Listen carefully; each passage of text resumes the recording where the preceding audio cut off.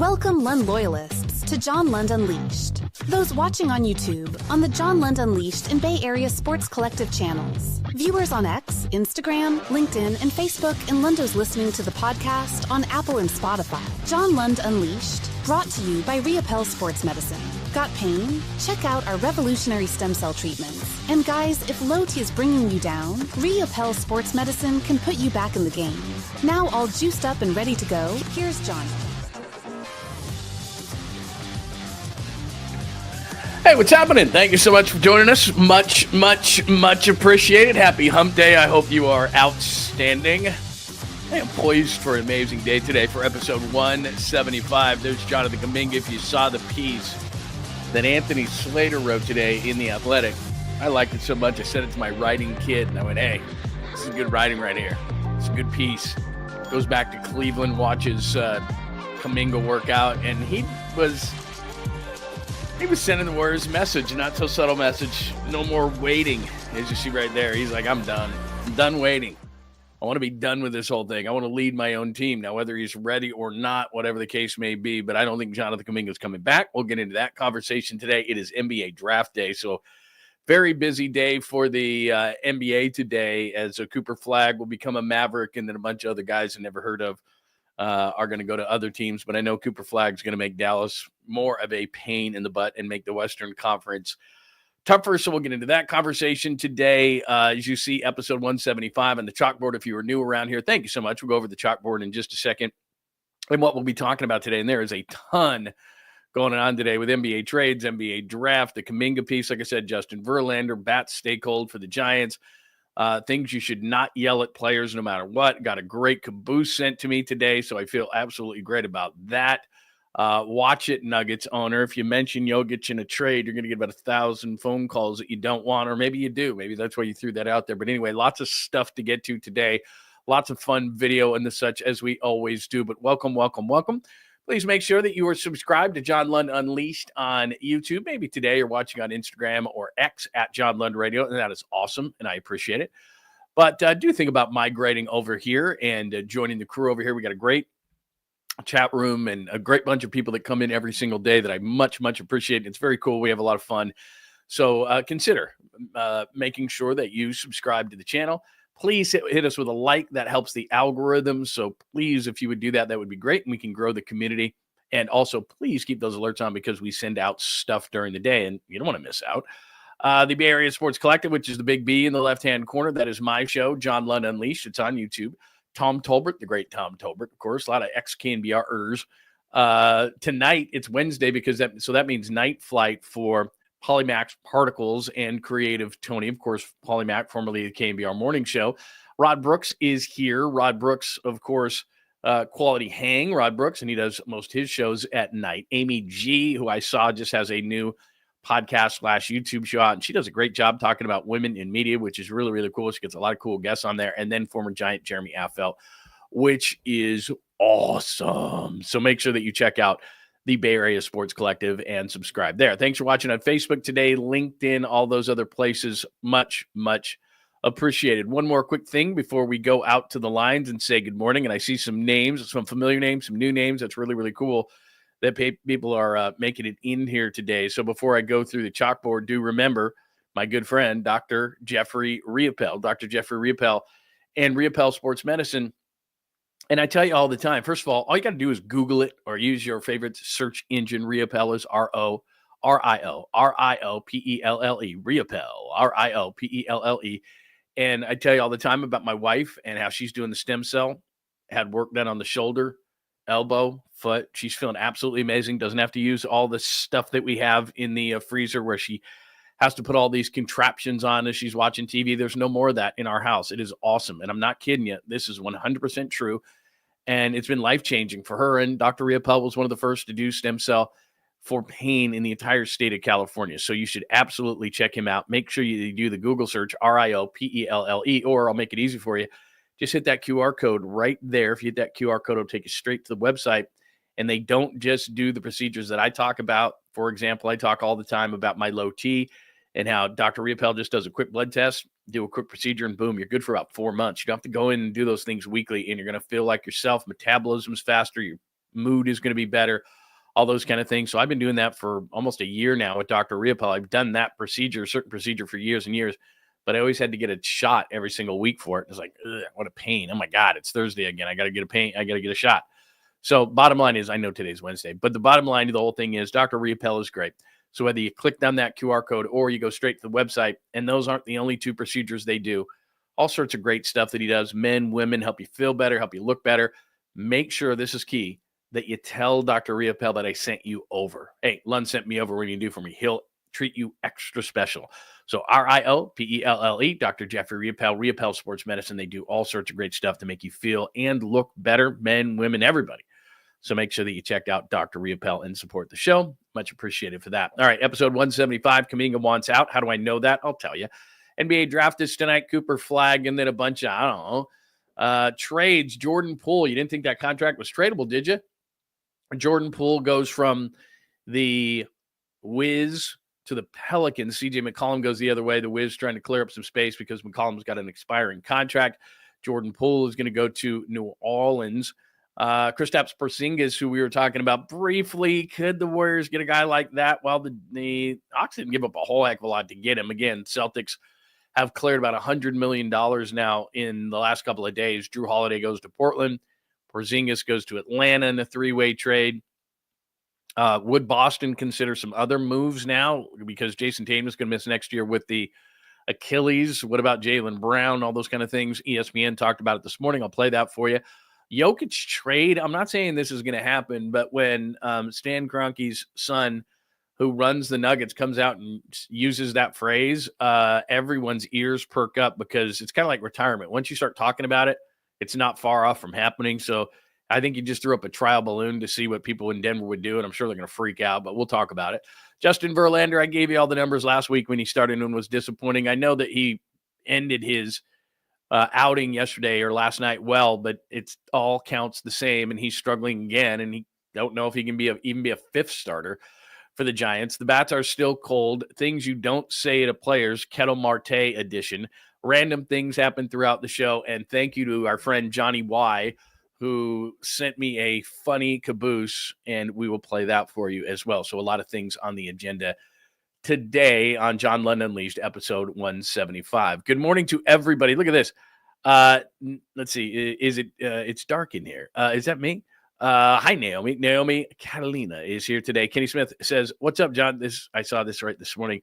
What's up? Good morning. Hey, do you have the number of the Lens Crafters? Give it to the Giants hitters. It is ugly right now. There's no question about it. Let's see what's going on. Hurley Bird is here this morning. The Nutter. Hello, Perry. Haven't seen you in a while. Oh, no, actually, I think I saw you yesterday.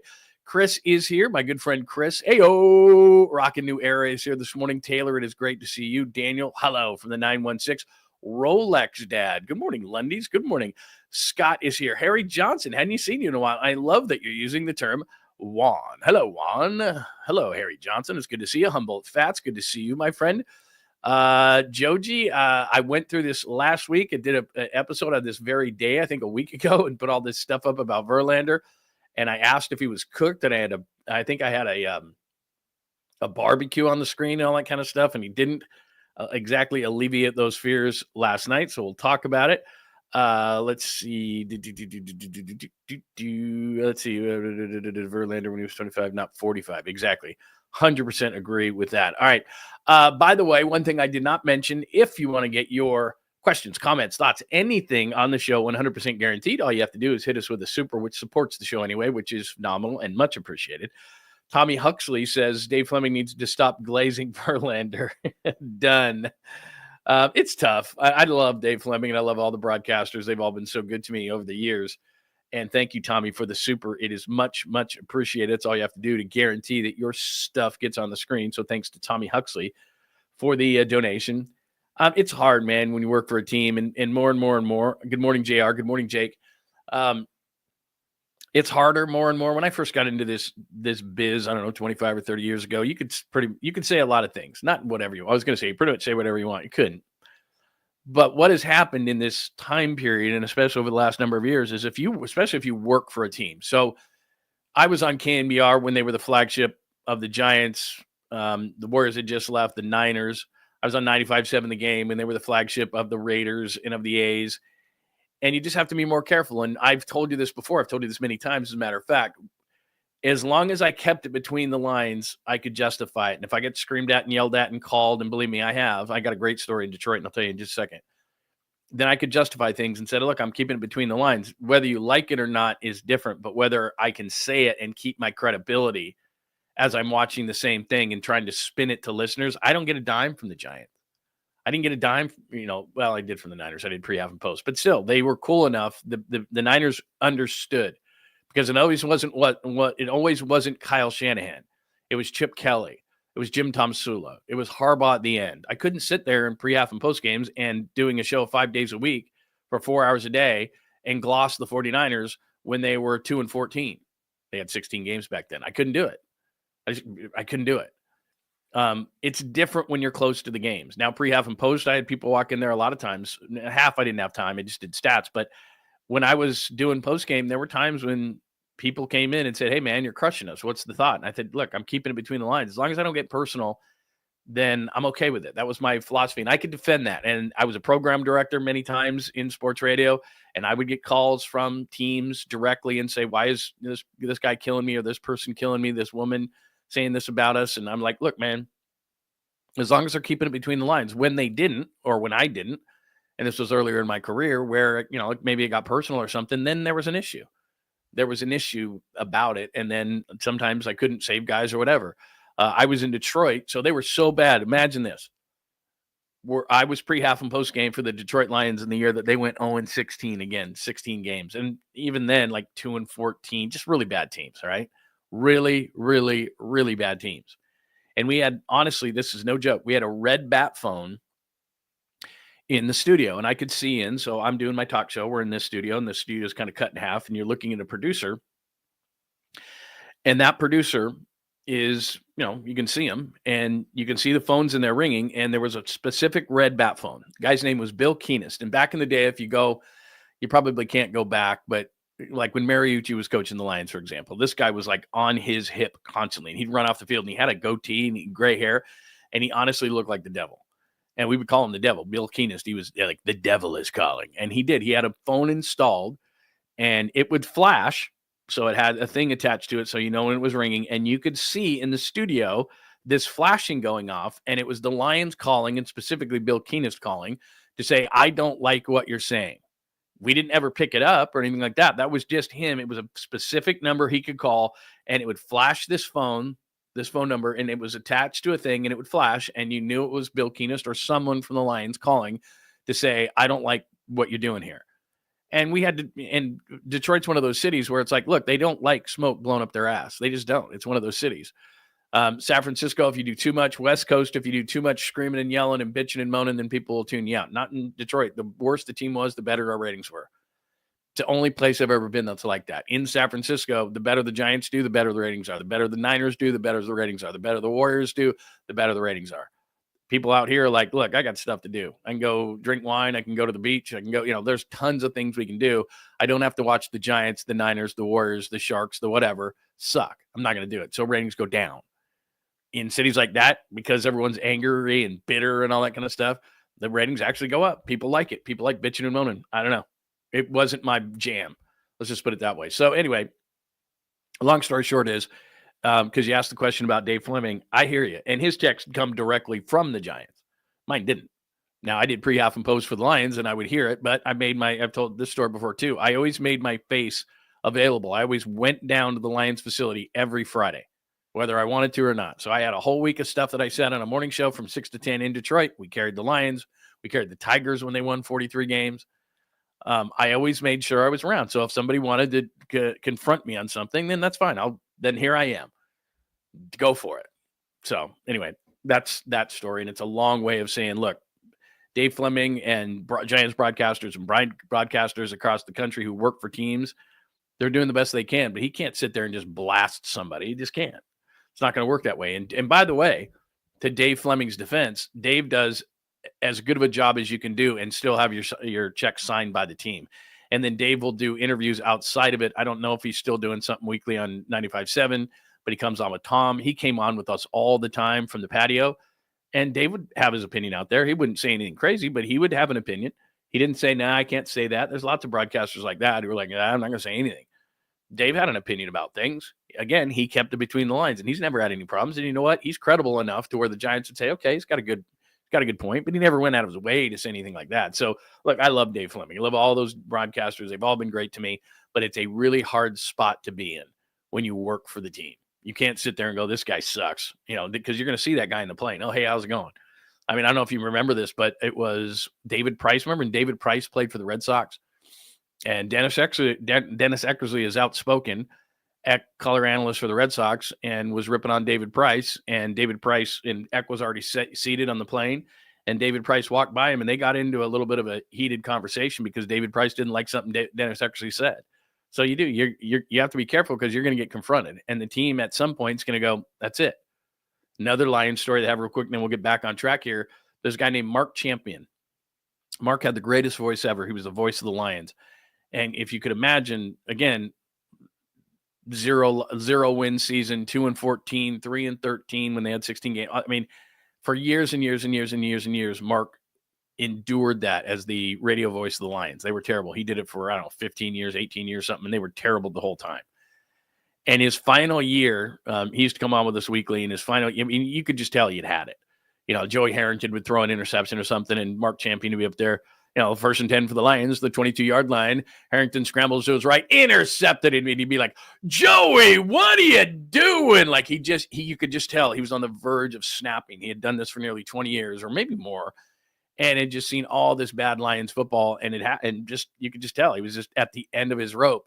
And so he got let go by the team, and the guy who's doing the games now, his name's Dan Miller. He was, at least when I was there, and I think he still is, an anchor for the Fox affiliate in Detroit, and he's the play-by-play voice of the Lions, and he's much more friendly, even though he's been there for, X amount of years and gone through a lot of the same things that Mark Champion did. Mark Champion had it. So the reason I bring this up is we called Mark Champion. He lived in Florida. We had, or it was in the offseason or whatever it was, and we called Mark. He had been let go by the Lions. Well, he didn't know it.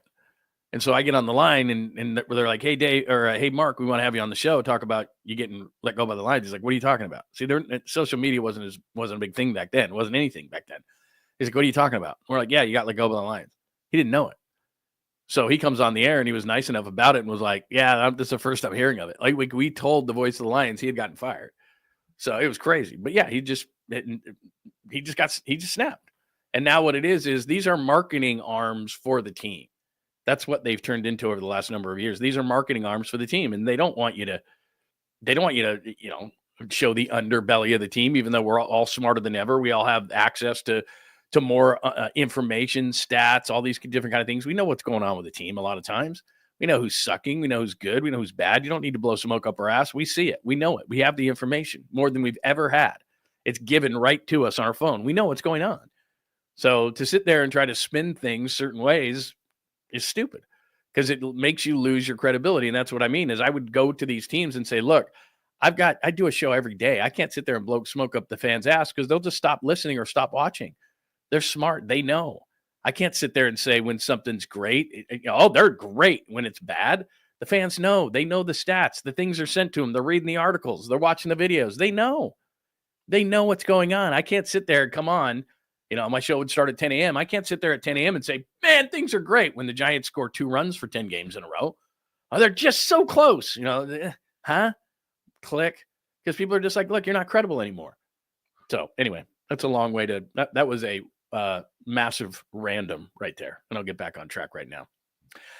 All right. Kaminga wants out. Let me start with Kuminga wants out today. As I said, and I put on the thing there, the Kuminga wants out. And the reason I know that is, first of all, I told you these exact things yesterday, almost verbatim to what Jonathan Kuminga said. I told you this yesterday. We did it. I finally said, look, we've done Giants as covers of the show. We're going to deviate a little bit. We're going to talk about big men that the Warriors could go after. So let's make sure that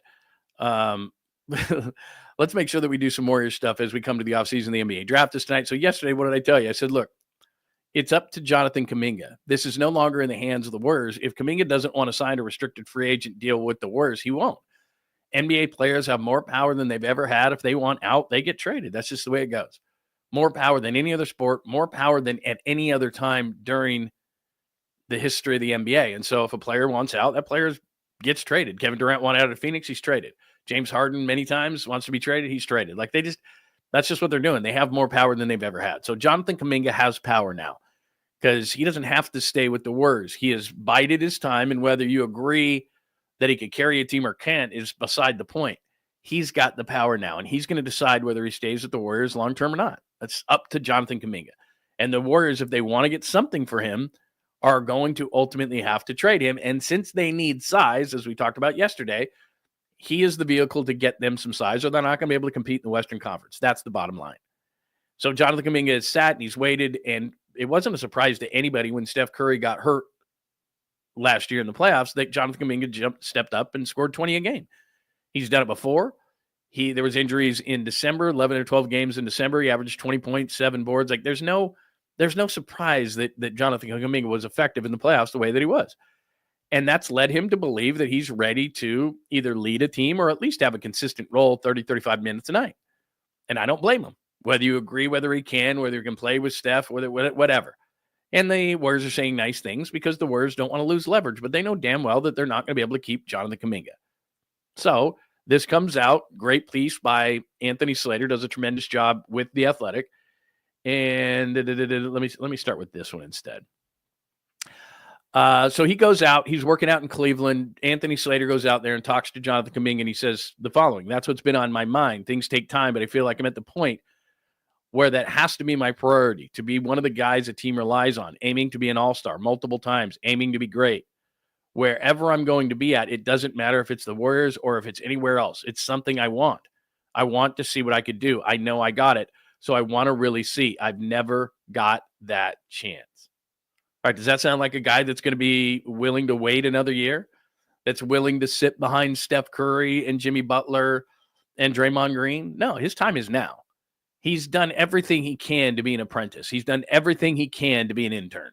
He's done everything he can to say, I'll wait my turn, because he's had to. But now it's restricted free agency, and he can go to the Warriors, or his agent can go to the Warriors more so, and say, look, he's sick of waiting.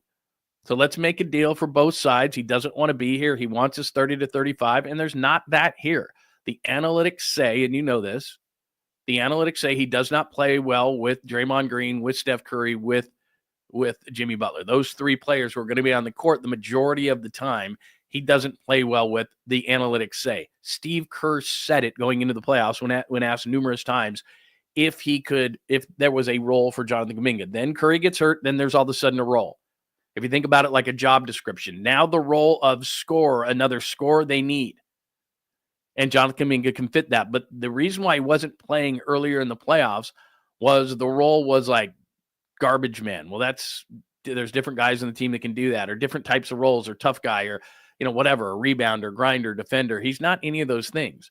He can be a little bit of those things, but as the piece points out that Slater wrote today, he's working on his shot. He's working on different things. He's trying to be a better passer, all these different things that he's trying to do. The Warriors have all those bases covered. And even if you throw the analytics aside, let's just use logic. And I like Kuminga. Steph Curry is a good shooter. Podziemski's going to be in the backcourt. He's a pretty good shooter. And then you look at the front court. Draymond Green, not a great shooter, even though he thinks he is. I'd let him shoot threes all day long if I was the other team. Not considered a great shooter. I don't have to worry about him too much. Jimmy Butler is a mid-range guy, so that's not going to work. That's not something I want to do. Plus, I don't want to play Draymond Green at the 5 anymore. So Jimmy Butler's my small forward. Draymond Green's my power forward. I'm looking for a center. Jonathan Kuminga's not that. So Kuminga's not going to start. And Kuminga really doesn't fit with those other guys on the floor because there's two good shooters and one elite shooter in Curry. And Green and Butler don't give you long-distance shooting, not consistently. So what you're looking for is a stretch big. You need a stretch big. Jonathan Kuminga is not that. He can play small forward. He can play power forward. He can defend a few positions. He's getting, his three-point shot is getting better and better. But still, you need to move him for size and really for a stretch big. He's not going to be that. And so he knows, and he's looking at it going, okay, my best case scenario, that's what Kaminga is thinking right now in his camp. My best case scenario is sixth man. But sixth man when Butler isn't playing. Well, Butler plays, he's still at the point where he wants to play 35 minutes a night. And Curry's going to play a lot, and Draymond's going to play a lot. So what does that leave Kuminga really at this point? I don't know, 20, 22 minutes, maybe 25 tops. He doesn't want to do that. And whether you believe he can do this or not, and I have my questions about it, he wants to learn. It's kind of like any of us. Like, can I finally get a chance here? We all know this scenario, right? Where you feel like you can do more than the opportunity that you're given. And so Jonathan Kuminga is like, no, I want to do more. So the other part of this article, he says this: I did it here and there, was never a consistent role given to me. By the way, roles are not given, Mr. Kaminga. It only happens 5 games on, 10 games off. I want this to be a consistent role because I know what I got. I know what I could bring. I know how much work I put in. I know I'm dedicated to the game, how much I love the game. And then this is Slater. It's easier to envision Kaminga getting the guaranteed high usage on-ball opportunity he desires away from the Warriors. They employ Curry and Butler. We just talked about this. And Kerr made it clear the offense will overall around those two, only tilting toward Kaminga, blah, blah, blah. So this is obvious as day. And again, I said this yesterday, this exact thing I said yesterday before this piece even came out. And it's a great piece and you should read it in The Athletic. But the point of this is that Jonathan Kaminga, now the ball is in his court. He does not have to agree to an extension with the Warriors. I don't know that the Warriors even want to give him the amount of money that another team would give him. And I'm sure that there is interest on other teams for Jonathan Kuminga's skills. If I'm a team, if I'm the Nets who have no direction, if I'm Miami who is kind of starting over, even if I'm a Boston and think that this guy's got a bunch of upside, because right now, look at what Boston's doing. Porzingis traded yesterday to Atlanta in a 3-way deal, lopped off a bunch of money. You've got, obviously, Jason Tatum's not going to play next year because of the Achilles injury. Drew Holiday goes to the Blazers. I'm not really sure what Boston is doing. They're not going to be a contender next year. They know that, so they're almost taking a year off. Would they move Jaylen Brown? I'll play something for you from Brian Windhorst in just a second, but Boston is probably open for business. Derek White, what would you give me? Jaylen Brown, what would you give me? Now, to me, if you want to do something with Jaylen Brown, even though he's not going to bring the right size, talent is talent, and I would in a second do that. I don't know that Boston would. People are popping up. I see Giannis there. Yeah, absolutely. You're going to engage with Milwaukee. Milwaukee's, I think, in a rebuild mode. Same thing. I mean, you got Damian Lillard. You should have never moved Drew Holiday, but okay, you got Lillard. He just blew an Achilles. He's out for next year. Giannis is going to be a one-man show. Chris Middleton's in Washington. Like, who do they have? Is Kuzma still in Milwaukee? I don't know, but that's not enough. Kuzma and Giannis, that's not enough. So I think Giannis is going to come to the conclusion that's pretty obvious to me, the same one that Kevin Durant came to. And like, Durant moves teams all the time. He doesn't, he's a little different. But I mean, he looked around in Phoenix and said, I got Book. I mean, he's a nice player, but that's about it. I got to move. And Giannis is different because he's played his whole career with Milwaukee. They developed him. They won a championship there. But still, if he looks around that locker room and says, can we compete in the East with Cleveland? The Pacers? I don't know what, obviously next year they're going to be a little bit different until Haliburton comes back. But, the East has still got some teams. Boston's down a little bit. Philly's got the 3rd pick in the draft. They'll bounce back. They've had a lot of injury issues last year. Paul George maybe bounces back. I've heard trade rumors on him. Who's trading for Paul George in that contract? Nobody. Embiid's still on that team. I mean, Maxi's on that team. Philadelphia should be good. Add the 3rd pick in the draft and some health. The Knicks, they're probably not going to sit on their hands. I wouldn't be surprised at all if they moved Karl Anthony Towns and tried to get better. So the Knicks are going to be a factor in the East. If I'm Milwaukee, I'm like, with this current team that I have and no Damian Lillard, I'm not even sure that's a playoff team. So it depends. Does Giannis just want to play for one team in his career? I don't know. But logic tells you, and the Warriors have always been infatuated with him, as have the fans. Can you put together a package of, and I don't know what teams think of Kaminga, but could you put a package to Milwaukee with Kaminga and Podziemski, a bunch of picks? People seem to think Moody. I'm not a huge Moody guy, but okay. What would Milwaukee take? Maybe that would be it. Maybe that would just be the balls out move that you need to make. And I like Giannis a whole lot, but again, another non-shooter on your team. He's that good, though. It wouldn't matter as much. But, Giannis would have to be playing center at that point. Draymond Green, I think you'd have to put Podziemski in a trade like that. Kuminga's not going to get done by himself. So you don't have a whole lot of depth on your team, but whatever. You're just trying to get talent. So who knows? But the point of all of this is Jonathan Kuminga is done sitting around. And whether he can lead a team, whether he can be that consistent player, whether he can, whatever the case may be, I have a sense that he's going to be a Jordan Poole type. And by that, I mean, he'll get the points, he'll get the numbers, but I don't know that it's going to lead to anything. That's kind of what I think with Jonathan Kuminga. He's got a lot of holes in his game that I don't even know that he understands or realizes. He plays at a certain speed, and even though he's really athletic, it just doesn't look like he's just going balls out all the time. I don't know that he has that Jimmy Butler chip in his head where it's just like, I'm just going all out. I mean, he's an amazing athlete. I think in his sleep, he can get 20-8 in this league. And I think somebody's going to be intrigued by his age and athleticism that somebody will do that. But I don't think it's going to be the Warriors. And clearly in this piece, you can see he's done waiting. That's what it comes down to. Let me play. So give me your thoughts on that. And again, trades yesterday, just to get you caught up on everything. Porzingis, 3-team trade. Hawks, you look at Terrence Mann, number 22 to the Nets. And then Yang and a second rounder to the Celtics. Celtics are just trying to clear money in that move. I'm not a big Porzingis guy. I'm glad the Warriors didn't go after Porzingis because it seems to me that he sits on the bench in a suit more than he is ready to play. And some guys are just that way. Call them injury prone, whatever you need to call them. Porzingis doesn't answer the bell enough for me. So I wouldn't have made that move if I was the Warriors. The Hawks didn't give up a whole lot in that deal. They assumed a bunch of money, though. And I don't know that the Warriors are going to do that kind of a thing. So Porzingis to the Hawks in a 3-way with Brooklyn involving the Celtics. And they're just trying to clear money off their cap. And then here's the Jordan Poole move. So McCollum, Olynyk, future second-round pick to the Wizards for Poole, Saddiq Bey, and the 40th pick. And all that is Washington trying to get out from under some deals. McCollum's deal, that one expires. Olynyk's deal, that one expires. So they're just trying to save money. The one thing that no one's told Washington, no one wants to play there. Because, it's great that you clear cap space. I remember the Bulls after Jordan, and they cleared a bunch of cap space, and then they signed guys like, I don't know, Ben Gordon or something like, just terrible players. And it was like, well, you have cap space, but then you just get yourself back into cap hell because you give money to bad players. I don't know what New Orleans is doing there. That's a weird team with Jordan Poole there and Zion Williamson, whether he wants to play hard or not, whether he can be healthy or not. So there's two teams that basically suck. And so now Jordan Poole, and what a lot of people thought was a non-tradable contract, they easily trade that. And New Orleans says, why not? Because McCollum, and New Orleans is smart enough to know what they're trying to do is, well, CJ McCollum's coming up in the last year of his deal. No one wants to sign in New Orleans. Let's just see what we can do. And maybe Jordan Poole can mature a little bit more. So that's that deal. What else from a NBA standpoint? Oh, the draft is tonight. So NBA draft is tonight. Let me see. Do I have anything on that? Let's see. Do I have any? No. All I know is Cooper Flagg is going to make Dallas a pain in the ass. He's about 6'8". And so you add him, super high basketball IQ, really good player. Probably going to average, I don't know, he'll probably average 18 and 9 his first season there. So Cooper Flagg comes into the league. Add that to Anthony Davis, who's already paying to the Warriors. Add that to Kyrie Irving, who just signed an extension. I think he had like 1 year and $41 million left or something. He signed for 3 and 119. So he's going to be there for a while. It's not that I think that Dallas is going to be a contender. I think they re-signed Gafford.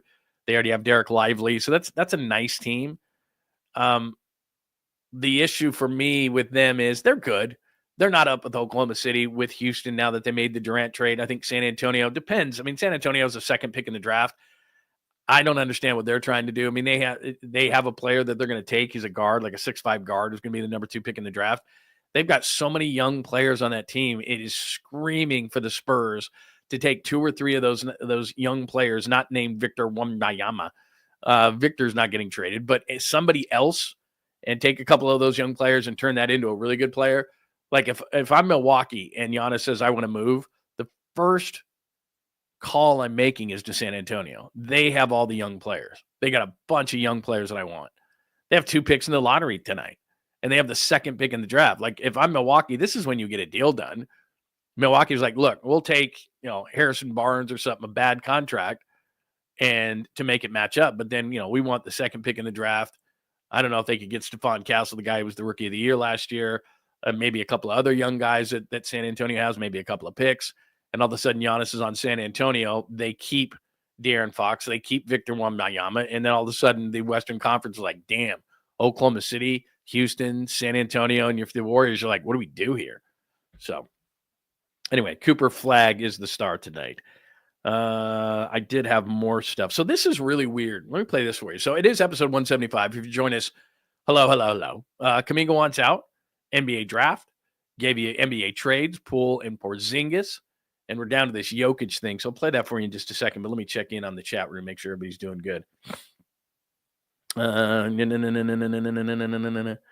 Let's see, what's everybody talking about today? Anything we need to hit up here on NBA before I do this last one?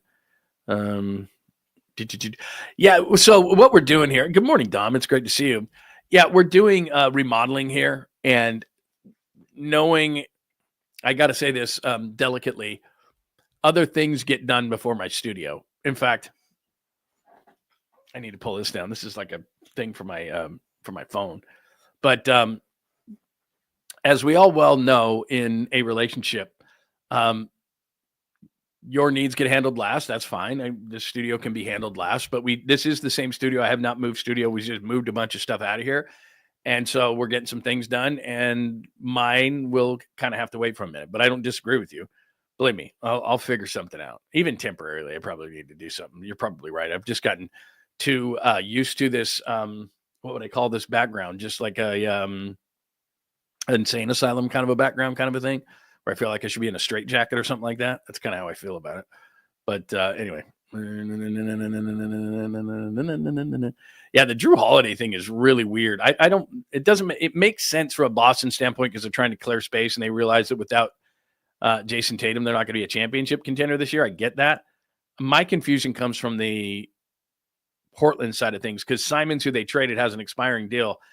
And Holiday, I think, has like $100 million left on the deal. And if you're Portland, it's like, I get it that you're trying to win or trying to move up the ladder in the Western Conference, but that team is so young. And Jrue Holiday, while a nice veteran piece, that would be a piece like if I was San Antonio and I was getting closer. That's the kind of move that, again, probably too expensive for San Antonio, but they need veterans. San Antonio does. They need a couple more veterans on their team. A lot of nice young players. De'Aaron Fox is nice, but he's never won anything. I mean, Jrue Holiday is a championship player. He won a championship in Milwaukee, won a championship in Boston. That's the kind of guy you want on your team. It's not that I don't think Portland could use that, I guess, but they're not even close. They're not close, and they're adding that kind of money. Chauncey Billups is the head coach, and Chauncey's probably thinking to himself, I need somebody, I need an adult in the room to help me. And I get that. It's not stupid. It's just, if I was Jrue Holiday, given that, like I said, the power that players have nowadays, I get it. You want to move my contract, but there's got to be a team that's a little bit closer to a championship because I'm sure he doesn't want to end his career in Portland. And it's nothing about Portland itself. I lived in Portland. It's nothing about Portland. It's just where that team is. So anyway, hello, Antonio. By the way, I did hear that was a good show over at Chase. Anybody go to that, by the way? Let's see. Missed the bottle. Yes, the Battle of the Bay mug. I know. I got to get that back. I have all that stuff, Perry. I do have that. I do have all that stuff. What a great, by the way, that's a great sunset right there. Yeah, I got to get all that back. I will. I promise you. I promise you. I'll get that back. I'll decorate that studio. Give me $5. You can take just $5. See, I got it, but we got the walls cleared. It looks really nice. We painted in here and everything. So it's got to look nice. And I have an idea. It's just, I got to get the green light to do it. Let's see. I am. The Spurs aren't trading for Giannis. They're going the OKC route. Yeah, they might. I mean, and there's no doubt. San Antonio, get the second pick in the draft. They got another lottery pick. Maybe they make a trade. I'm just saying, De'Aaron Fox is a nice add. What Oklahoma City has done is absolutely great with the guys that they've done it with. If I was Oklahoma City, I wouldn't rest on my laurels, though. I would try to go get another veteran. SGA just had such an amazing year. They were really good. I'm just saying, San Antonio's got so many young players.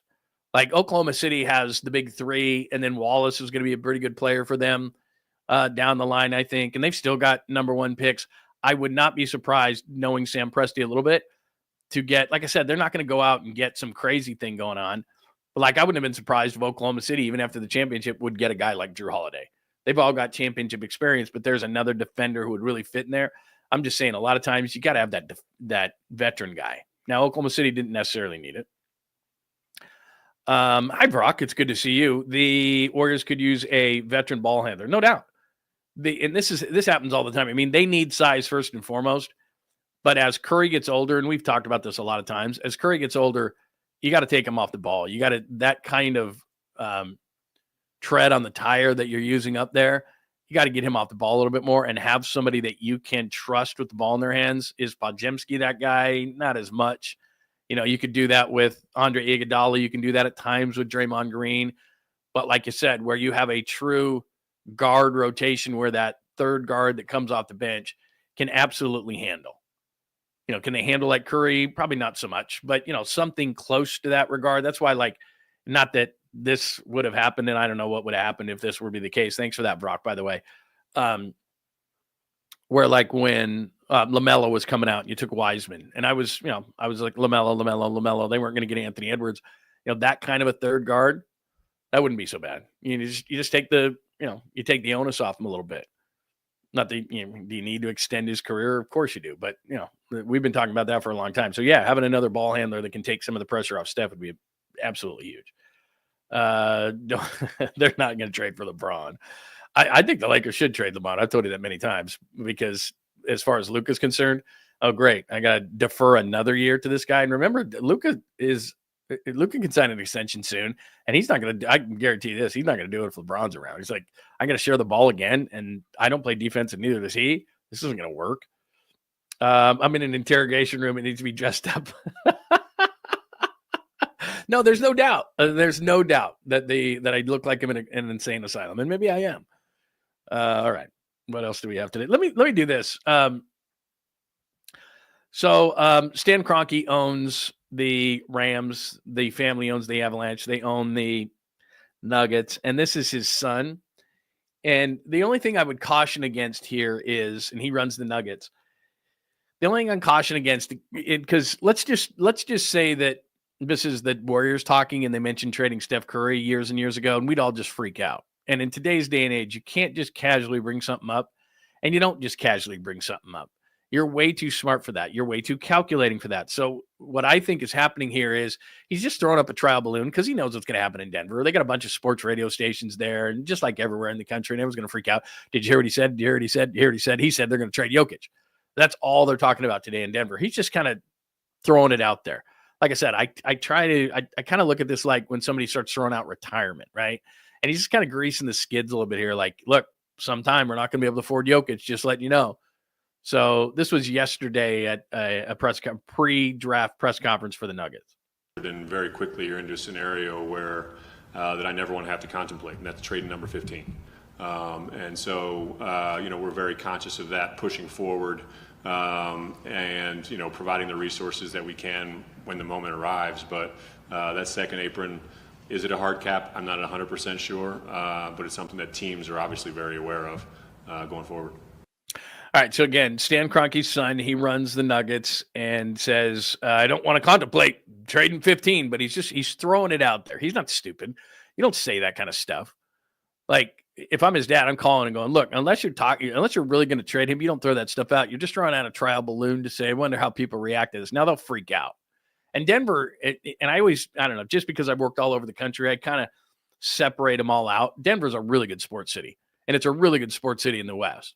Like San Francisco is the best sports city in the West, but Denver's a really good, passionate sports city. They're big into the Avalanche. They're big into the Broncos. The Rockies suck. They know it. They're big into the Nuggets, especially this version of the Nuggets that just a few years ago won a championship. They like college football there. Colorado's a big deal, Dion, that kind of stuff. So it's a great sports town, a really good sports town. And when you get a guy like that who's kind of throwing out a trial balloon, in other words, he's saying, we're not going into this second apron. We're a smaller market team. We're not going to go into this apron even to pay Jokic. He's kind of throwing that out there that, you know what, maybe they've hit their ceiling. And it's very possible. Like I was saying this yesterday about Denver. When you look at the Western Conference next year, Oklahoma City is going to be there, and they're going to be there for a long time. I've even said I think they're going to be a dynasty. They're going to be there for a long time. Houston now getting Kevin Durant. That's the second best team in the Western Conference. I'm assuming general health. San Antonio could elevate themselves up there. I don't know how good this kid is. It's the second pick of the draft that they're going to take. Or maybe they could trade for another veteran, not sure. Or like somebody pointed out earlier, maybe they're just going to go straight up Oklahoma City route. Could. They absolutely could. So there's that. And then you kind of throw it into a blender and say, beauty's in the eye of the beholder. I don't know what Denver is. They're kind of in this no man's land right now. Yeah, they won a championship a few years ago, but they had a lot more depth than they do now. And they still have a guy like Aaron Gordon. They've got a couple of pieces. Porter's kind of an off and on piece. They don't have any depth whatsoever. Brown's okay. You know, they need more. And so what he's essentially saying is Denver quickly may have gotten to their apex and is on the way down. And the only way to fix something like that is to possibly trade 15. I mean, he's already thrown it out there that they're not going past the second apron, that they're a mid-level team, and Jokic might be a guy that you trade for. So if I hear that, all right, he didn't just accidentally say that. If I hear that and I'm a good team, the Warriors are a good organization, I call them right away. If I'm Mike Dunleavy, or maybe it's the level, it probably is the level of Joe Lacob calling Stan Kroenke and saying, hey, man, I heard your son say Jokic and trade in the same sentence. What are you guys thinking? Just even if it's not today, even if it's not tomorrow, you do this all the time in business. You hear of something like, hey, keep me in the loop and don't you dare trade that guy without calling me. All right. You want, X amount of picks. You want X amount of players. Because right now the Warriors, and I'm not saying they're going to trade for Jokic. Don't get me wrong. But if you're the Warriors, you got to call. You just heard trade and Jokic in the same sense. You've got to call and just say, look, we've got everybody you want. And I don't care who it is. I don't care if it's Steph Curry. Jokic at the age of 30, he's better than Steph Curry. Sorry to tell you that. And I know that Steph is the franchise and Joe Lacob's never going to trade him. I'm just saying, when they say, oh, that guy's untouchable, nobody on the Warriors is untouchable if you're talking about Jokic. Because he's young enough to where, and he's good enough to where you could have a 6 or a 7 year window. You see, this 2 year window that they're talking about right now that's not going to come to fruition because the Western Conference is too good now. Oklahoma City, Houston, etc. The Warriors aren't up in that air. That if Denver's talking about Jokic being traded, my roster is wide open. Who do you want? Like I'm calling Denver immediately and saying, who do you want? Don't care who it is. Jokic is still in his prime, and he's probably got 5 or 6 years. His game is obviously not based on athleticism, just like Steph. It's not based on athleticism. He uses or loses some athleticism. It's not going in the tank. That's not the kind of player he is. He's a cerebral player. He's got the size. He's got the, and he makes everybody around him better. You want me to take the 2 year window, give that to Denver, and bring in Jokic and build around him? Yes, please. That's what I would do. So I'm just saying, you don't just throw things like you're going to trade Jokic or be forced to trade Jokic because of the dollars or the second apron. You don't just say that. It's not just, oh my God, that just slipped out of my mouth. Sorry. I mean, you have an agenda going into the press conference and you want to kind of see, because now everybody's going to call you. All the NBA teams are going to call you and say, what would it take? What would it take? I heard you say Jokic and trade. What would it take? That's what he wanted. He wanted to gauge what the rest of the league would say. He doesn't want to just call the Giants on Rafael Devers. He wants every team to say, this would be my best offer. Maybe they trade him, but you don't just say that. I'm just saying, you don't just accidentally say we might have to trade Jokic. You don't. It doesn't happen. He gets injured, and very quickly you're into a scenario where that I never want to have to contemplate, and that's trading number 15. Right there. That's all anybody heard. The rest of that press conference was Charlie Brown's teacher. Wah, wah, wah, wah, wah. I just heard that dude who runs the Nuggets say, trade 15. That's all I heard. Like, trade. Did he say trade 15? He did. I'm calling. Because even if it's not today or tomorrow, just so you know, when you trade him, you call me. Because everyone's on board. Like, every player on this team is available for that guy. Everyone. So just so you know, don't trade him without calling us. Just so you know. And then if you do, then you call him back and go, bro. Anyway. Maybe I'm making too big of a deal of that, but I'm telling you, you don't just accidentally say that about your best player. Do you think that Joe Lacob would ever say trade and Curry in the same sentence? He wouldn't. He just wouldn't, because it's just crazy. Because then we as a media would go, oh my God, we'd start writing articles and what could they get for Steph? Who could they get for Steph? What could they do? They could, that 2 year window. Because to be honest with you, completely honest with you, if you're the Warriors right now and you're Joe Lacob right now, and he's never going to say this publicly, this 2 year window sucks. Because you're not going to win a championship. You're not beating Oklahoma City unless they have major injuries. You're not beating Houston. Probably not beating San Antonio. Like I said, Denver's kind of up in the air. Dallas is going to kind of be a pain now with Cooper Flagg. I don't know what that series would look like. Minnesota just beat you. Now they did it without Steph Curry. I understand that, but it's debatable whether you would have beat him even with Steph. So, you're in the middle. And you got a 2 year window. Wouldn't you rather just extend that? Now, they're not going to, again, Steph Curry, Chase is the house that he built. He's done all these things. We don't need to go down that road. We know what Steph meant and has meant and will mean to the organization. And they don't want Steph Curry going anywhere. But you know what? Steph could go to another team for 2 years and he could still be an all-time warrior. He's not going to turn into Kevin Durant, Skittles Durant, who has the rainbow of teams and uniforms. He's not going to turn into that. He can go for a couple of years, come back. Now, I'm not saying that the Warriors would like that, but there's an open invitation for Steph Curry to be in the front office, to do things for the Warriors, and it doesn't matter whether he ends his career at the Warriors or not. And I'm not sitting here like that guy and saying they're going to trade Steph, because they're not. But if Denver called up just for the sake of conversation and said, we want Curry, Kuminga, Podziemski, I'd be like, yeah, okay. Sure. Because that 2-year window just turned into a 7-year window. So, and I don't think the 2-year window is going to come to fruition.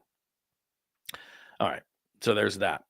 Somebody was talking about my background and was 100% right. I think you said something about Severance. That's what it does look like. I feel like I'm in Severance right now. I'm that guy in Severance. How weird was that show, by the way? Yeah, Derek White's been talked about. I think he could be had. I know the Warriors need a legit center, but you're constantly trying to get better. It would not surprise me if Boston would try to get in on Kaminga. Wouldn't surprise me in the slightest if Boston liked Kaminga. And Brad Stevens is good. I'd be nervous about dealing with Brad Stevens. He'd be like, we're trading with Brad Stevens? Ugh. Man, he's going to rip us off. What do you think we're going to do here? Anyway, he's been good. All right, went far too long on a Jokic trade. Let's get to Verlander.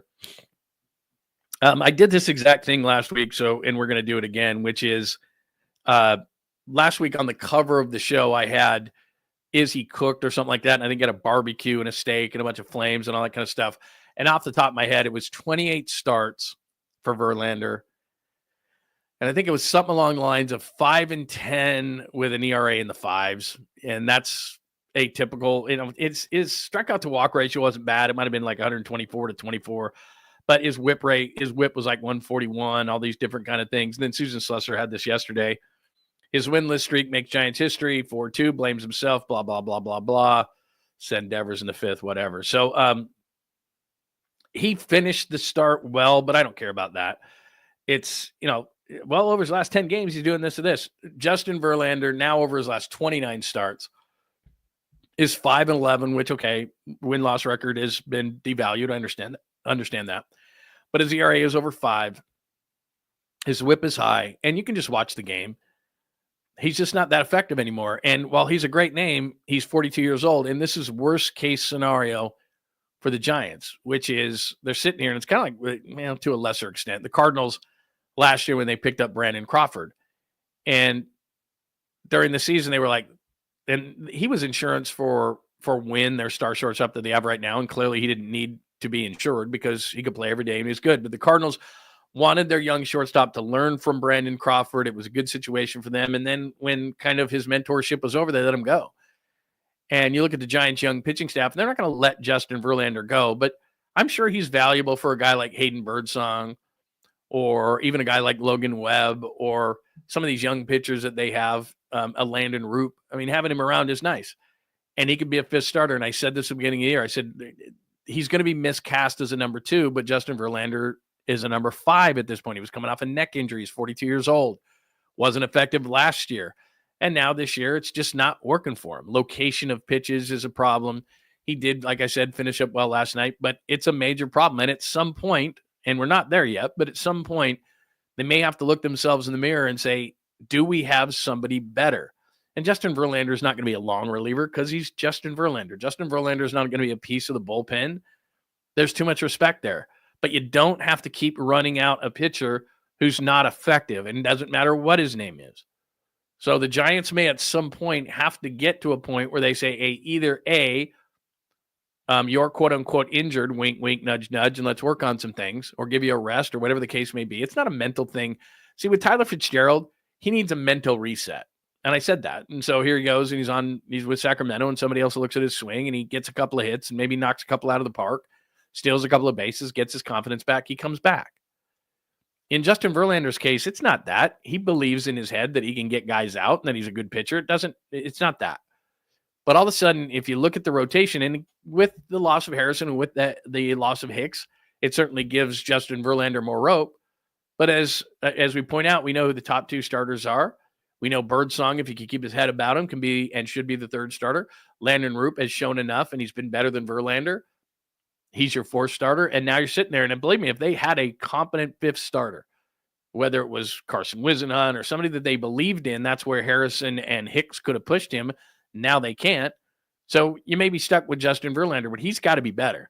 And at some point during the season, they may have to look themselves in the mirror and say, Carson Wiedenhunt or whatever player they have in the minors deserves a shot here, deserves a shot at the fifth spot in the rotation, because Justin Verlander's just not getting it done. And they have to somehow, and this is hard, separate the name Justin Verlander from the performance that he's giving to the team at some point.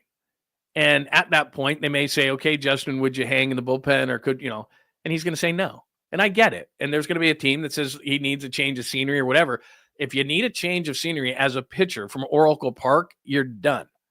Because if you're hitting in this park and you're struggling, I get it. Go to a different ballpark. If you're struggling pitching in this ballpark, you're probably done. You don't need a reset. You don't need a mental day. You don't need to go to the minors. Like, this is as good as it gets as far as pitching is concerned. Like, this is the easiest ballpark to pitch in. So if you can't get it done here, I don't know where else you want to go. You could pitch in Grand Canyon, maybe. I don't know that there's a team there, but I'll double check. So anyway, that's what's going on as far as the pitching is concerned in Justin Verlander.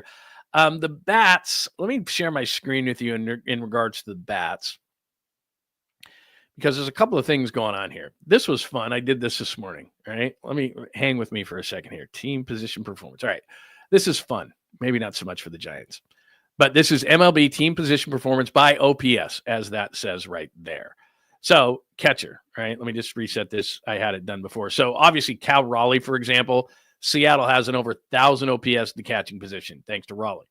The Giants, flip it, last, 516. Thank you, Patrick Bailey. First base, how are they doing at first base? All right, second to the worst. Or excuse me, yeah, Giants. Second to the worst as far as first base is concerned. Most of that is Lamont Wade Jr. So we're not off to a great start. You have the worst catcher, OPS-wise. You have the second worst first baseman. Here we go. Let's go to second base. Now, Christian Klaus had a home run last night. Congratulations. But basically, they've been shit at second base, too. So let's look at OPS. That's the highest. Arizona, that's Marte. Let's look at the Giants. Ooh, that's not good. Fourth worst. It's second best OPS. 583 is atrocious. All right. So let's go back. Worst at catcher. Third worst OPS at first base. Fourth worst at second base. This isn't good, people. This is not good. We're not off to a great start. So catcher worst, third worst at first, fourth worst at second. Let's go to third base. Now, most of this is Matt Chapman. So good. That's a good number. 866 OPS, fourth in baseball. Not bad. Padres led by Manny Machado. Shortstop. That's Jeremy Pena right there. Look at that. That's Wilson right there of the A's. Nice job, my friend. Let's go to the Giants. Not great. So, Jesus, look at Cleveland. A 499 OPS at shortstop. That's bad. But what is this? 1, 2, 3, 4, 5, 6, 7, 8, ninth worst. 635. That is Willie Adames. So that's not good. You're in the bottom 10, and a 635 OPS is terrible. So you're not good at shortstop. Let's go to left field. This is good. Boom. Look at that. Number one in left field in baseball for OPS. That is Elliot Ramos. Nice work. Let's go to center field. Isn't this fun? Let's go to center field. Cleveland, oh my God, a 505 OPS in center field is not good. The Giants, not bad. 718. So you're going to be, where are they at? Right here. Top 10 for 𝐮𝐭 Lee, but I'm going to show you something in just a second. So 718 in center field. And that's Matos, as you can see right there. Matos, 866, but only 18 plate appearances. 𝐮𝐭 Lee, 726. Daniel Johnson, not so great. So that's mainly 𝐮𝐭 Lee. Let's go to right field. Bit of a surpriser. That would be Aaron Judge, 1. That would be Kyle Tucker, 2. Who's Atlanta's main? Acuña, who's been great since he came off. That's unbelievable. That's Juan Soto there. Corbin Carroll, who just got hurt. A number of players led by Riley Green. Look at 4 plate appearances. Kerry Carpenter. Look at the A's back there. That's they've got a bunch of guys in right field. Mainly the Law Dog. So Lawrence Butler's at 772. So it tells you who exactly has been your guy throughout that whole thing. 690. I thought that'd be a little bit higher. So Yastrzemski's mainly the guy there. 272 plate appearances, 690. So not great in right field near the bottom. DH, they're going to get better here. DH is obviously Ohtani for the Dodgers. He's been the main guy. You look at the worst teams in the league. Boom. Look at that. Now that Devers, that's going to be absolutely changing. That's a little weird to me because a lot of that has been Flores in 263 plate appearances. So for them to not be a little bit better on OPS as far as that is concerned, to me, that's a little bit lying, and I don't care about pinch hitting. So worst, second worst, fourth worst, third base up high, shortstop bottom 10, left field number 1 with Ramos in there. So I just went there. So that's Ramos mainly, 324 plate appearances. Center field, that's Pete Crow Armstrong for the Cubs. So I mean, you get the idea here. That's the way they're performing as far as the position is concerned. Now, let me impress you one more time. Let me go here and let me share the screen with you again. And let me just show you something else here real quick, sharing the screen. So let's look at a couple of things here. Number one, Jung-Hoo Lee, I just wanted to look at because he's really struggling in June and got off to a really nice start. So let's look at his splits here real quick. Let's look at by month real quick here. Okay, so he gets off to a great start, hitting 319 in 116 at-bats, 128 plate appearances. He hits 319 with a 901 OPS. And we're like, see, I told you Jung-Hoo Lee could play. We're all excited. Goes to May, got off to a decent start in May, but then he struggles. 612 OPS in May in 115 plate appearances, and then he's just fallen off the table in June. 74 plate appearances, 62 at-bats, 10 for 62 for Jung-Hoo Lee in the month. No home runs, 3 RBIs, 11 walks, 161 batting average with a 590 OPS. So you want to start looking at the offense, and we haven't talked a lot about Jung-Hoo Lee in the offense. We've looked at Adames, obviously. We've said, oh, what's going on with Willie Adames, or second base stinks, or they got to get first base solved, or any of these kind of things. All of a sudden, over the last couple of months here now, we're looking at Jung-Hoo Lee going, what's up? And they've dropped him in the order. He's never going to have a ton of power. I thought, the start he got off to, I thought maybe he's a 2020 guy. That's really hurting. So he's giving you decent defense in center field, but let's review things. All right, first base is going to come around now that they have Devers. Second base has been atrocious. Shortstop, way short of expectations. Chapman, which we got some good news on, he'll be back, and they're the tops as far as third base OPS is concerned. Bailey's got the worst OPS of any catcher in baseball that's playing consistently. Ramos has the best OPS of a left fielder. Lee's fallen off the map, and Mike Yastrzemski is kind of a roller coaster ride. So that's kind of what we have right now. And then as far as Devers is concerned, the kind of start he's got off to, and again, I'm not concerned about Devers. I'm just pointing this out because it's a fact. No. Where's Devers? Right here. So Devers, since he became a Giant, stay with me on this. It's only 6 games. It's only 23 at-bats. It's nothing, but he's 5 for 23 with that Oppo home run, 3 RBIs, 217 batting average, 699 OPS. So 6 games. It's going to take Devers a minute. It just is. I'm not drawing any conclusions off 26 plate appearances is 23 at-bats, but he hasn't, at least at the beginning, been the guy that they're like, okay, this guy's going to hit right out of the gate. And he's one of the best hitters in baseball. I'm not saying he's not. I'm just saying it's just going to take a second. It's just going to take a second. So he's not hitting yet. We just went through the whole thing. He's not hitting yet. Second's problem, short's problem, first problem. Third, there's an injury. Bailey's nothing. Lee's falling off the table. Where's your offense going to come from? Where's the offense coming from? Devers has got to get hot. Adames has got to start living up to the back of the baseball card. They got to get Chapman back sooner rather than later. You hope that 𝐃𝐨𝐬 can go to second base and be above average there. There's still a lot of holes in this team. The good news, they're still in this thing. They're right there in the wild card chase. The pitching can keep them going. The relief pitching is still solid, but they have got to, at some point, these bats, and give it up to Buster. He went out and got Devers. I don't have a problem with the lead, but he's got to start figuring it out. I told you this yesterday when we were talking about key giants. Willie Adames is massive. Willie Adames is just massive to get going. He's got to, because I don't have any question that Devers is going to hit. He's just so good. And Ramos, you can put in the bank. I'm starting to believe in Yastrzemski more and more. Second base, you got to hope that 𝐃𝐨𝐬 can save him at second base. When Chapman comes back, forces Schmidt to second. And I've said this this entire week. I've said this ever since even they made the Devers trade. I said, I don't think they can be done. I just think there's too many holes offensively on this team still. I don't think they can be done. Because if you stick Devers at first base, then you still got to worry about second base. Adames isn't going anywhere. Third's not going anywhere. Cat's not going anywhere. It's not that I want to trade 𝐤𝐿 Lee, and I'm not sure you could trade that contract. And I get it. Everybody chants his name and everything.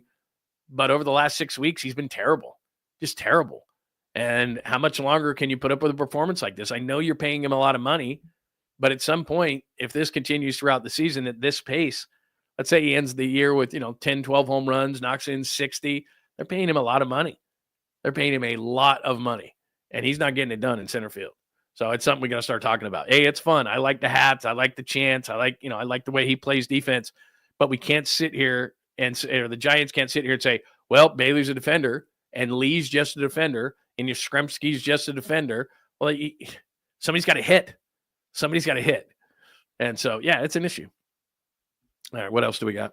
So the bats is where I went. So here's where we are on the chalkboard for episode 175.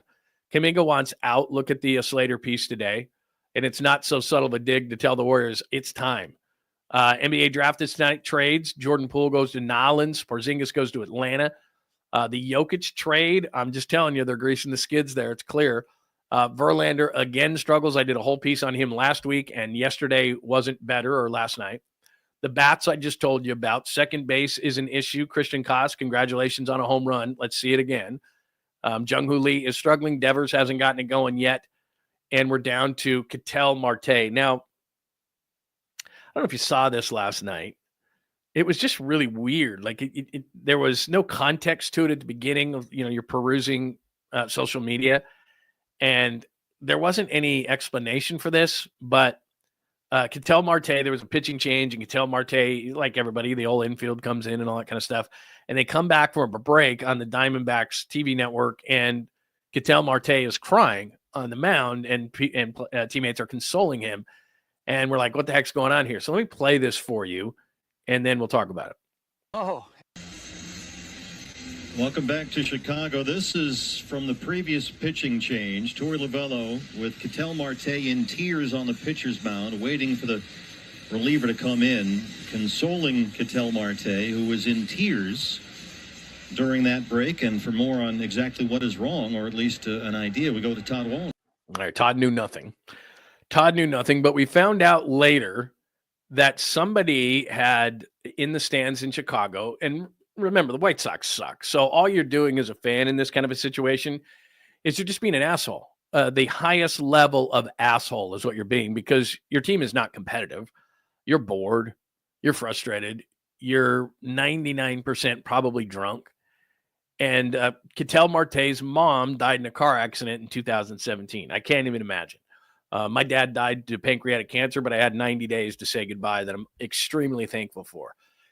So we've all dealt with death in our life. I've never dealt with a death like that, with a heart attack or a car accident or something where you don't get a chance to say goodbye. I've had people die in my life close to me, and at least I've had a chance to say goodbye. They got sick, and I had an opportunity to say goodbye. That's still not fun, but at least you have that opportunity to clear the air if you had any issues, or tell them how much you love them, or whatever the case may be. But Catel Marte's mom died in a car accident in 2017, and apparently someone yelled from the stands about it and got to the point where he heard them, and it brought up emotion for him. Why wouldn't it?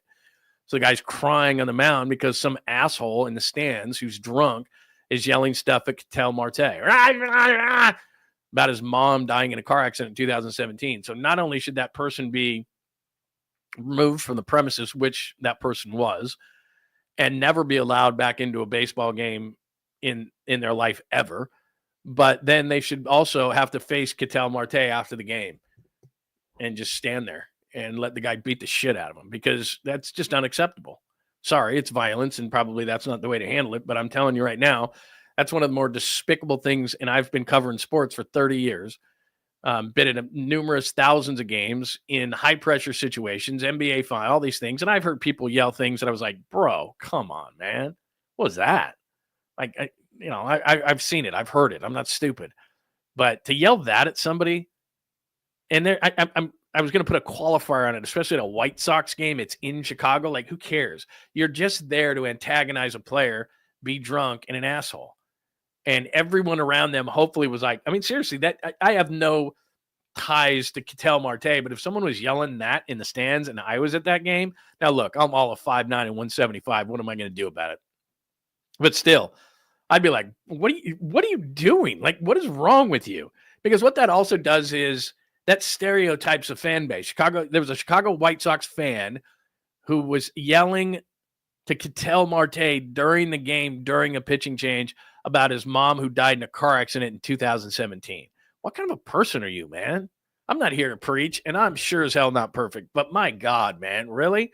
I don't know that I've ever heard of anything that is worse as far as fan behavior in my entire life. I mean, there's been some bad stuff. There's no doubt. People yell things. They get kicked out of games. It's inappropriate.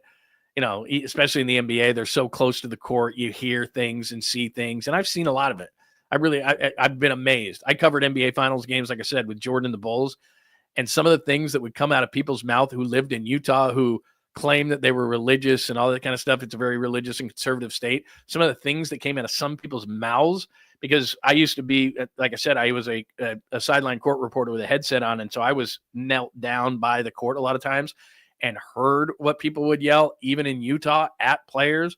And I remember Charles Barkley one time, I was talking to him in a post-game interview, and he was like, I cannot believe the type of things these people in this state are yelling at me.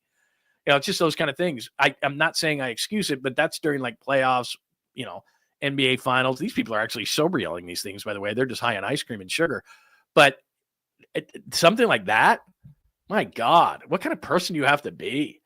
Like, seriously, you're a White Sox fan. There's nothing at stake here. And you just decide, you know what? I hate my life so much that I'm going to try to make someone even more miserable than I am by yelling something about this guy's dead mom died in a car accident in 2017, and I'm going to yell this at him. What kind of mindset do you have to have? Honestly, what kind of mindset do you have to have? And maybe the guy just got kicked out of the game, and that's that. And maybe the White Sox say you can't come back. But, man, you deserve worse than that. You deserve Catel Marte coming up to your face going, really? What did you yell at me again? And just lock him in a room and saying, we didn't see nothing. Shut the door. No cameras. You two go at it. See how that works out for you. Ridiculous. So anyway, sorry. I had to go on a little bit of the thing about that.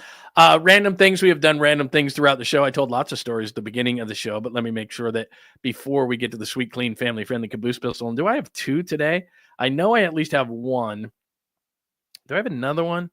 Oh, there's two. Yeah, there's one that's not a video and one that is a video. So I do have two pieces of sweet, clean, family-friendly caboose pistol for you today, but let me make sure. Yeah, that's a great, hey, you know what? That's a great rule, Humboldt Fats. Never negatively mention a man's mother, living or deceased, just classless. That's it. Mom's off limits, man. You know, mom's off limits. It's kind of like Anchorman, and they say, you know, no, what is it? No touching of the face or the hair.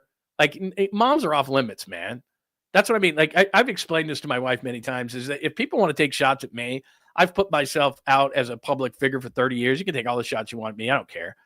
But when you start getting into family or kids or mom or wife or girlfriend or significant other or whatever, that's totally, to me, that's totally off limits. Like, they didn't sign up for it. You're going to talk about somebody's mom, especially if she died in a car accident? My God, man. That is brutal. Anyway. Yeah, they might have learned their lesson on Verlander. I'm not sure that, I mean, look, it's a $15 million flyer. In today's day and age, that's not a huge amount of money. To you and I, it's like, oh. But it's, you know, hopefully they won't have to be in that situation again.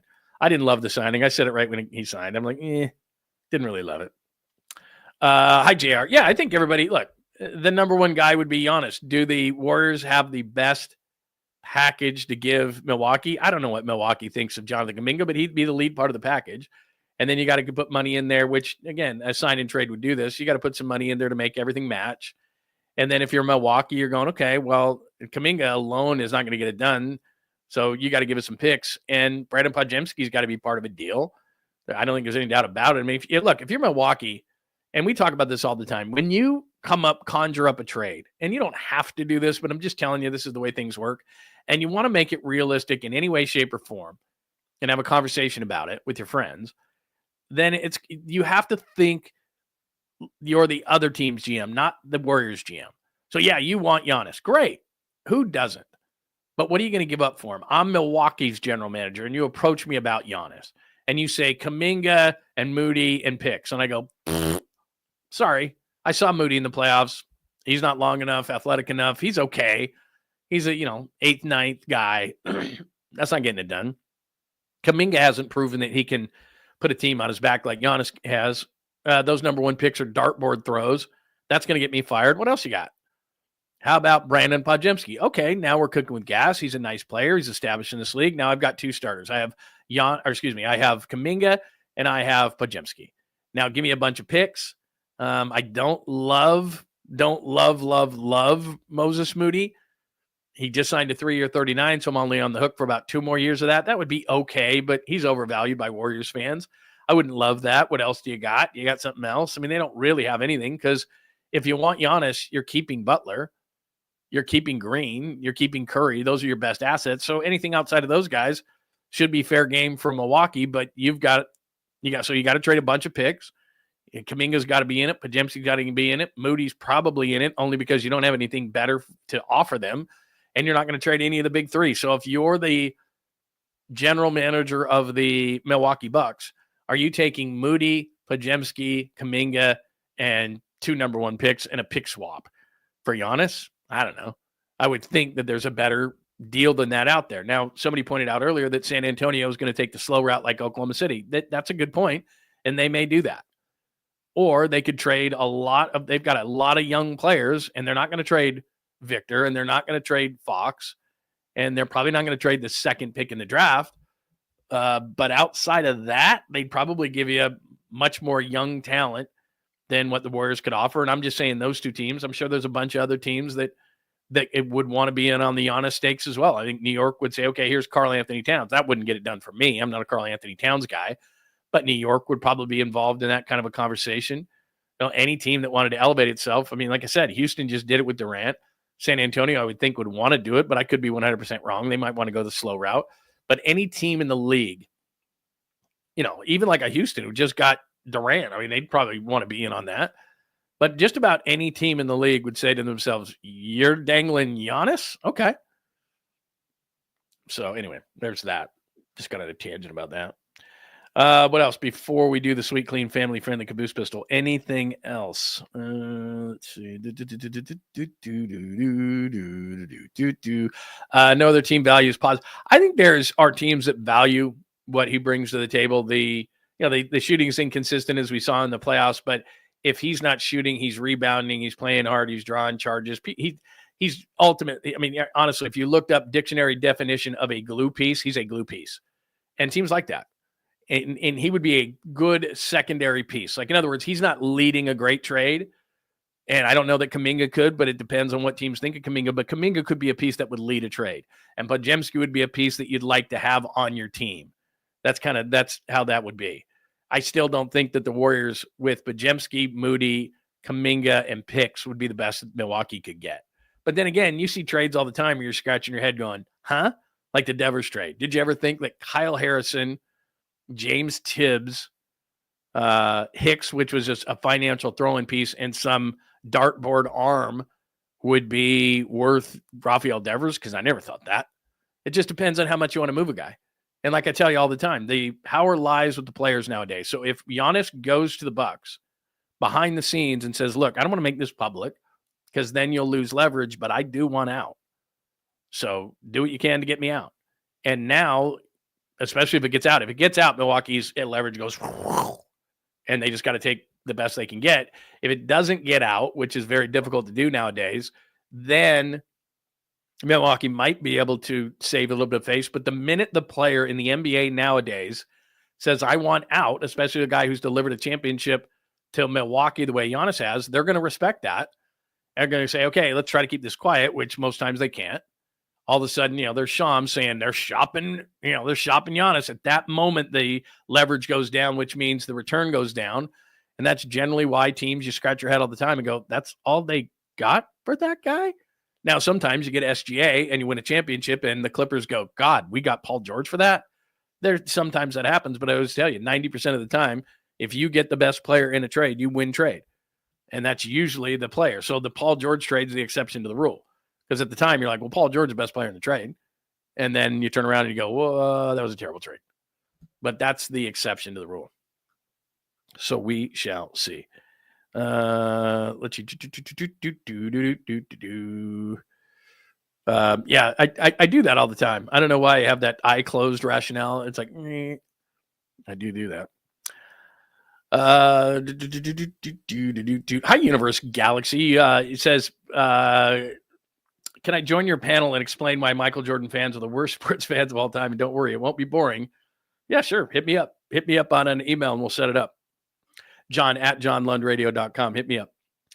My Michael Jordan fan. I did, like I said, I don't need to keep beating this drum, but I covered that series. I covered it in 97 and 98. I don't know that I would say that Chicago fans are the worst sports fans, but your point is well taken. And believe me, I'll listen to you. Your point is well taken, because then what happens is White Sox fans get stereotyped. Hey, remember that one time the White Sox fans yelled something to Catel Marte of the Diamondbacks about his mom who died in a car accident in 2017? Well, it was one jackass out of, I don't know, how many are going to White Sox games nowadays? 8 people. So it was like, one in, maybe there's 10,000, maybe, 1 in 10,000. And it stereotypes you as bad fans. Now, there are times where, like certain fan bases get certain reputations. And to me, it's earned a lot of times. It takes a long time. But then you have fan bases who something happens and everybody says, oh, they're a bad fan base. Like, I'll give you a great example. We did this a couple of weeks ago. Jackson Merrill, the Padres, and Mookie Betts of the Dodgers went on this whole thing of how San Fran fans were the worst, one of the worst in baseball, like Yankees fans. I'm like, get out of town. I've been to so many damn baseball games in my life, not even close. Yankees fans are way worse. Boston fans are way worse. Detroit fans are way worse. Like, it's just based on parts of the country. And I've seen it with my own 2 eyes. I've sat out in the outfield plenty of times with Giants fans. It's just a bunch of fun. And I played that one clip from a guy, he had a pre-done thing that was yelling at Jackson Merrill, and Jackson Merrill was laughing back at him. So I don't buy that. But yeah, fans get stereotyped. There's no doubt about it, man. No doubt about it. Let's see. Yeah, I'll let you join up live. I just got to set it up. That's all. I've got some places to be and people to go, but I will absolutely give you your time. I don't want to cut you short. That's fine. Believe me. I'll just hit me up and we'll set it up. Let's see what else. Anything else?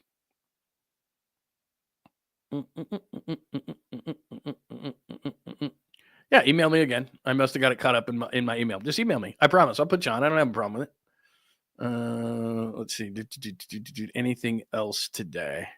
All right, let's hit up the Sweet Clean Family Friendly Caboose pistol. By the way, Johnny Y sent me this Sweet Clean Family Friendly Caboose pistol, and you are more than welcome. If you ever see anything that you think would fit on the show, whether it's Caboose pistol, whatever the case may be, send it to me, and I will give you 100% credit each time I play something.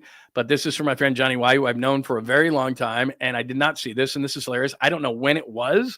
Could have been recent, could have been a long time ago, but let's do it. John Lund Unleashed presents the Caboose pistol. Wedged in the crack of her buttocks. Somehow, someway, Lundo thinks this is the best way to leave a final impression on you for the day. The old caboose pistol, everybody has one. Did you say caboose? I know some women who could hide a machine gun in there. Yeah. Leave me out of this, you weirdo. Here's Johnny. All right, 2 things. The Simpsons kill off Marge Simpson in season 36 finale, and fans are outraged. I didn't even know The Simpsons was on still. I got to be honest with you. I haven't watched it in years. It was a great show, very innovative at its time, funny. I've got nothing against it. It's just I can't believe it's gone 36 years. And if Marge is being killed off, then that's got to be the end, doesn't it?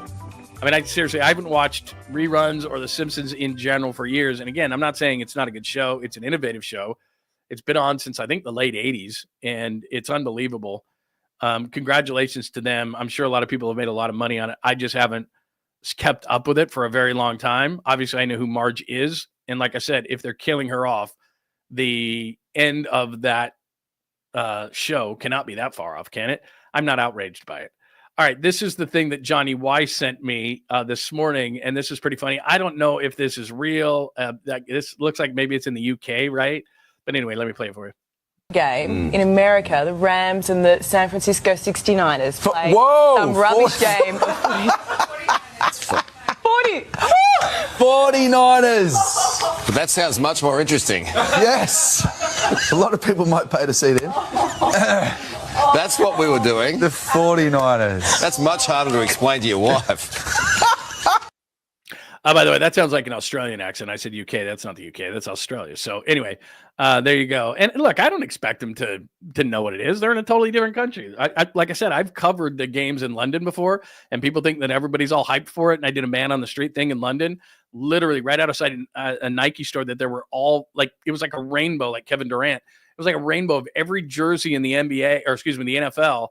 And it was for sale, and there was people in there, and they're buying jerseys. And I'm literally asking them about the game. It was the Dolphins and the Raiders. It was 2014. And they didn't even know what the hell I was talking about. And they're buying NFL jerseys. So it's not like, we all think that like the NFL is global and everybody knows what the NFL is. She doesn't know. It's like the 69ers. The guys knew. They're like, oh, no. So pretty funny. I don't know when that was. If that was local. If that was, not local. If it was recent, not recent, but thanks to Johnny Y for that. There you go. But there you are. What's on her mind? The 69ers, is that a Diddy party? Very nice. I like it. Very cool. What else do we have today? Is that it? I think that is it. I got to jump. I've got something at 11 o'clock. By the way, Universe Galaxy, John, J-O-H-N, at johnlundradio.com. John at johnlundradio.com. If you hit me up with that, I will give you a link. You can jump on the show, and I'll keep you on as long as you're good. I cannot make any promises. If it's not great, then I got to take you off the show. But if you're good, I'll keep you on as long as you're good and entertaining people. Fact. All right. I think that is it for today. All right. Thanks for hanging out on a Wednesday edition of the show, episode 175. Please make sure that you're subscribed. Hit us with that like, please, so that the algorithm likes us. Make sure that you get those alerts on, because then you'll get alerts throughout the day and know when we're doing new stuff. If you missed anything, I will get the chapters up so that you can watch those things. We'll get it up on a podcast momentarily, Apple, Spotify, wherever you get your favorite podcast. Subscribe. Hit the like button. Keep those alerts on. Make sure you're also subscribed at the Bay Area Sports Collective. Everybody have a wonderful Wednesday, and we'll talk to you soon. Thanks for hanging out with John Lund Unleashed. We'll try to be better next time, though I wouldn't hold my breath. Please like and subscribe on the John Lund Unleashed Pod YouTube channel. Watch live shows weekdays at 8 a.m. on YouTube, Instagram, and X. And make sure to have your alerts on for shows throughout the day or night. All things Lund can be found at johnlundunleashed.com. johnlundunleashed.com. Goodbye!